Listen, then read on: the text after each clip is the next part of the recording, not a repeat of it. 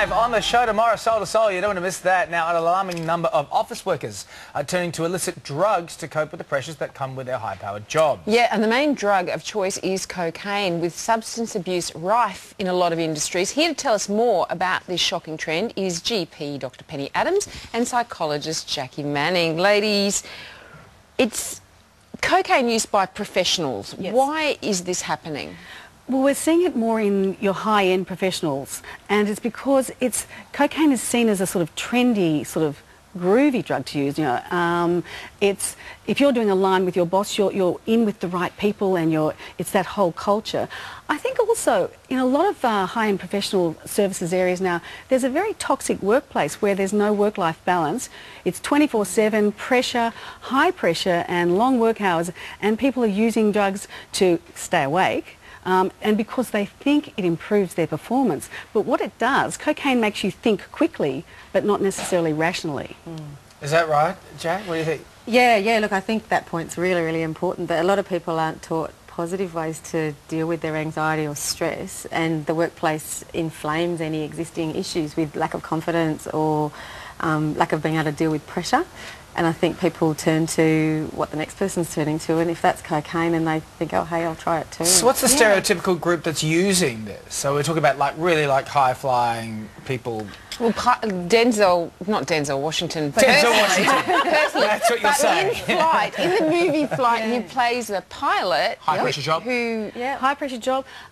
In the financial sector, a lot of traders, people doing long hours, lawyers, doctors, chefs, people in the entertainment industry. I mean, you actually have to be earning a fair amount of money to afford a cocaine habit, because you can be spending up to $1,000 a day on cocaine. It's very expensive. How much a day? Up to $1,000 a day. Good Lord. Jack, so let me ask you psychologically, what are the reasons someone would want to turn to cocaine?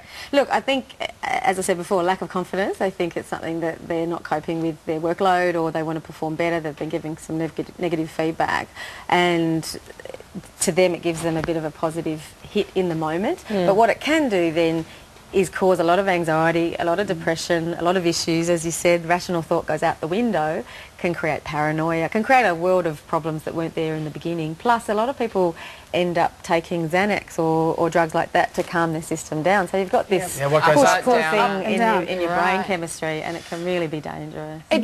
Sorry. So I just wanted to make sure that people understand one of the really scary physical problems with cocaine, and I don't think that a lot of young people realise this, is what it can do to your heart. Cocaine is really toxic to your heart. It increases your heart rate, your blood pressure. It interferes with the electricity of your heart, the contraction of your heart. It narrows your coronary arteries. It basically can melt cardiac muscle. I've had a patient in his 30s who had a heart attack from cocaine.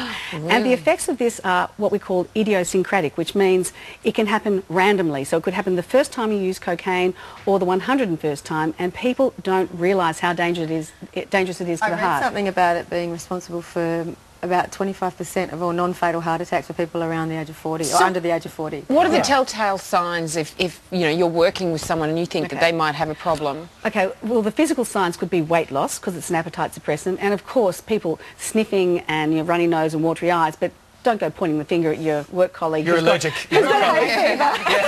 Well, I just got that happens when David touches the cat. Can't try not touching animals here. So there's those physical signs, and then there's psychological signs that Jacqui mentioned, like agitation and anger outbursts.